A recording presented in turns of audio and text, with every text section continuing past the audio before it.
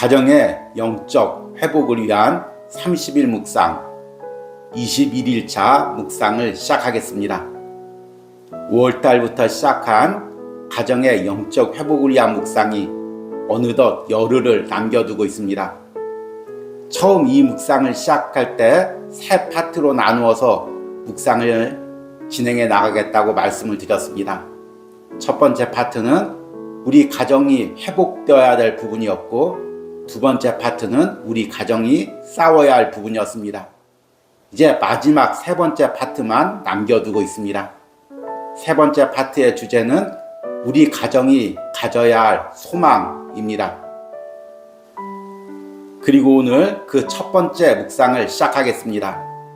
오늘 묵상의 제목은 가정의 회복에 대한 소망이 있습니까? 입니다. 오늘의 말씀을 읽겠습니다. 오늘의 말씀은 이사야서 49장 14절에서 17절입니다.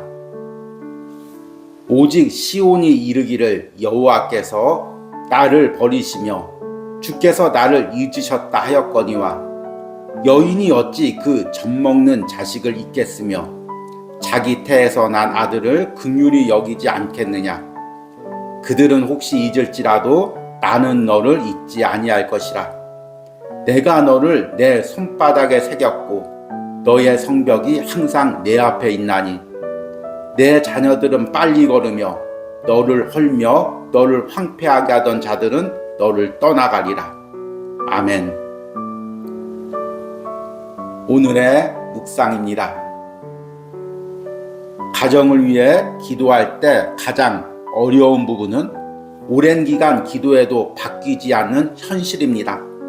강팍한 가족을 위해 기도해도 여전히 바뀌지 않는 모습을 볼 때, 우리 가정의 경제적인 어려움이나 육체적 아픔을 위해 계속 기도해도 여전히 어려움을 당할 때 우리는 기도할 힘을 잃어버립니다. 이런 상황에서 사탄은 세상 사람들의 말이나 내 안의 어둠을 통해 내게 속삭입니다. 저 가정은 희망이 없어. 우리 가정은 하나님이 버렸나 봐. 그러나 하나님은 한순간도 택하신 자녀와 그의 가정을 잊고 계시지 않습니다. 이사야서 49장에서 이스라엘 백성들은 주변 강대국들의 계속된 침략과 포로 생활 가운데 하나님의 사랑을 의심했습니다. 오직 시온이 이르기를 여호와께서 나를 버리시며 주께서 나를 잊으셨다 하였거니와. 그러나 하나님은 말씀하십니다. 여인이 어찌 그 젖먹는 자식을 잊겠으며 자기 태에서 난 아들을 긍휼히 여기지 않겠느냐.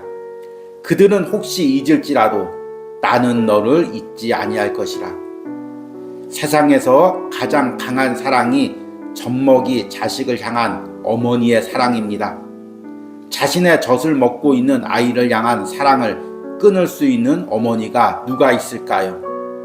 그런데 하나님께서는 설사 그 어머니가 젖먹는 자식을 잊을지라도 나는 너를 잊지 않겠다고 말합니다.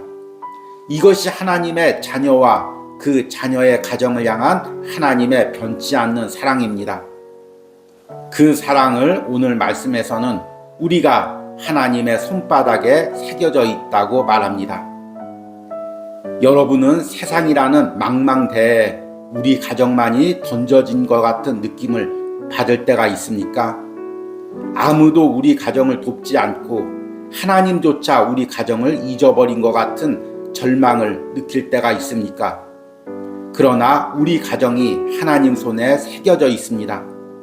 그분은 젖먹이 아이를 안고 있는 심정으로 우리 가정을 안고 있습니다. 그 하나님의 품에서 우리 가정과 우리 자녀들이 회복될 그날을 꿈꾸며 소망의 기도를 잃지 마시기 바랍니다. 아멘. 오늘의 말씀 해석입니다. 앞에서 언급한 것처럼 이제 가정의 영적 회복을 위한 묵상이 열흘을 남겨두고 있습니다. 그리고 앞으로 남은 열흘 동안 세 번째 파트의 주제인 우리 가정이 가져야 될 소망이라는 주제로 묵상을 이어가려고 합니다. 그리고 그 첫 번째 말씀으로 이사야서 49장의 말씀을 읽었습니다. 이사야서 49장이 쓰여질 당시 이스라엘 백성들은 바벨론의 계속된 공격을 받고 나라가 멸망하고 백성들이 포로로 끌려가고 있는 상황이었습니다. 이렇게 된 것이 사실은 이스라엘 자신의 범죄 때문이었습니다. 하나님께서 계속 말씀해도 말씀하고 징계하면 하나님 앞에 돌아오는 척하다가 또 잠시 여유를 주면 우상 숭배를 하고 범죄했습니다. 그러면 또 하나님께서 여러 나라를 통해서 징벌 하다가 이제는 결국에는 바벨론이란 나라를 통해서 유다 나라를 멸망시켰습니다. 그러니 주변 나라들이 얼마나 조롱했겠습니까? 하나님 섬기다더니 저 꼴 봐봐. 계속해서 우상 섬기고 범죄해서 하나님한테 징벌받았어. 나라가 망했어. 백성들이 포로로 끌려갔어. 하나님도 이스라엘을 버렸어. 유다 백성들을 버렸어. 이렇게 말했을 것입니다. 그리고 이스라엘 백성 스스로도 이렇게 생각했을 것입니다. 아, 우리는 하나님께 버림받았구나. 그렇게 하나님 명령 어기고 우상 섬기고 또 하나님 거역하더니 이제 바벨론 나라에 의해서 멸망당하고 포로로 끌려갔으니 우리는 하나님께 버림받았구나. 이렇게 생각하며 스스로를 포기했을 것입니다. 그 고백이 오늘 이사야서 49장 14절에 나와 있습니다. 오직 시온이 이르기를 여호와께서 나를 버리시며 주께서 나를 잊으셨다였거니와. 아, 하나님께서 나를 버리시고 이제는 나를 잊으셨구나. 우리 백성을, 우리 가정을 잊었구나. 이렇게 그들은 생각했었습니다. 그러나 하나님은 이사야를 통해서 하나님의 변치 않는 사랑을 이렇게 말씀하십니다. 15절에 여인이 어찌 그 젖먹는 자식을 잊겠으며 자기 태에서 난 아들을 긍휼히 여기지 않겠느냐. 그들은 혹시 잊을지라도 나는 너를 잊지 아니할 것이라. 세상에서 가장 애절하고 깊고 변치 않는 사랑이 어떤 사랑일까요? 남녀 간의 사랑일까요? 아닙니다. 그런데 어머니가 해산의 고통 가운데 그 자녀를 낳고 그 핏덩어린 자녀를 안고 그 자녀에게 젖을 먹일 때 그 어머니의 사랑이 얼마나 애절할까요? 자신의 일부 같은 그 아들을 안고 자신에게서 나오는 그 젖을 먹일 때 그 어머니의 마음이 얼마나 그 자녀를 향해서 간절할까요? 내 모든 것을 주고 싶고 내 평생 돌보고 싶고 그런 마음이었을 것입니다. 그러기에 세상에서 가장 간절하고 애절한 사랑이 젖먹이 자식을 향한 어머니의 사랑입니다. 오늘 이사야서에서는 이스라엘 백성을 향한 하나님의 사랑을 아이를 안고 젖을 먹이는 어머니의 사랑으로 비유합니다. 그 사랑은 결코 잊혀지지 않습니다. 그 사랑은 결코 끊어지지 않습니다. 그러나 그런 어머니도 피치 못할 사정에 의해서 자식을 버릴 때가 있습니다. 내가 너무나 살기 힘들고 이 자식을 키울 형편이 안 됐을 때 어쩔 수 없이 아이를 버리거나 고아원에 맡기는 경우도 있습니다. 그렇게 젖을 먹이는 그 어머니가 설사 그 자녀를 버릴지라도 나는 너를 버리지 않겠다. 이것이 하나님의 약속입니다. 바로 우리를 향한, 우리 가정을 향한 하나님의 약속이 이와 같습니다.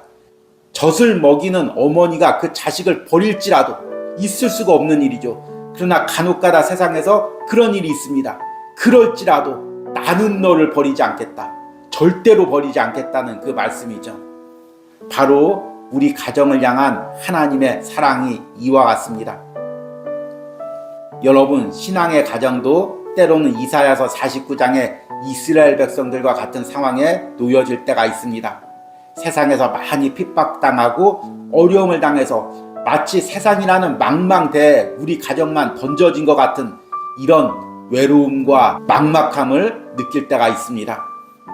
사업에 실패했을 때, 큰 빚을 지었을 때, 또 가족의 누군가가 큰 병이 걸려서 도울 사람이 없을 때, 믿고 의지했던 아버지가 갑자기 쓰러졌을 때 우리는 절망감을 느끼고 하나님조차도 나를 버린 것 같은 그런 마음이 들 때가 있습니다.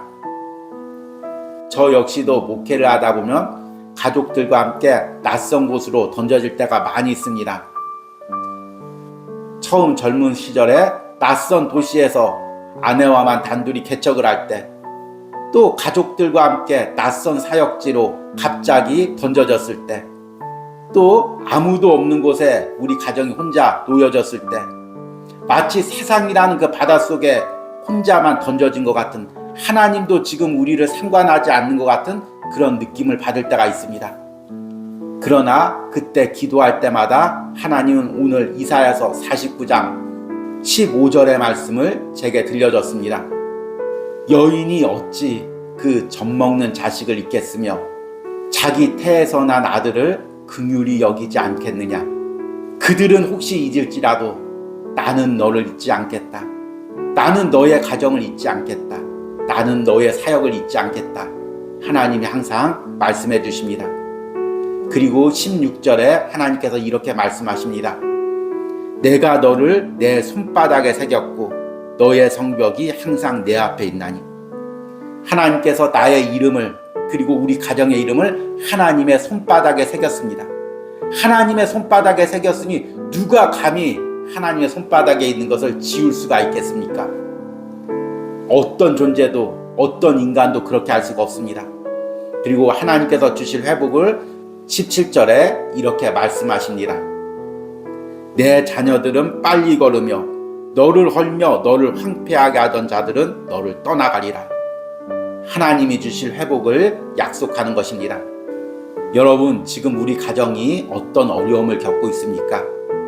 계속해서 기도해도 변하지 않는 현실은 무엇입니까? 부모님의 연약한 가운데, 또 가족의 구성원들의 육체적 연약한 가운데 계속 기도해도 회복되지 않는 부분이 무엇입니까? 경제적 어려움 가운데 계속 기도해도 이 경제적 어려움에서 벗어나지 못하는 부분들이 무엇입니까? 여전히 예수님을 거부하고 세상에서 살아가는 강팍한 남편을 위해서, 아내를 위해서, 부모님을 위해서, 자녀들을 위해서 기도해도 변하지 않는 부분은 무엇입니까? 그럴 때마다 내 안에서 어두운 마음이 속삭입니다. 하나님도 우리 가정을 버렸나 봐. 하나님도 우리 기도를 들어주지 않나 봐. 하나님도 지금 이 상황을 신경 쓰지 않나 봐. 그러나 그것은 하나님의 목소리가 아닙니다. 그것은 어둠의 목소리고 거짓의 목소리입니다. 우리는 그런 목소리가 들릴 때마다 기도로서 그 목소리와 싸워야 됩니다.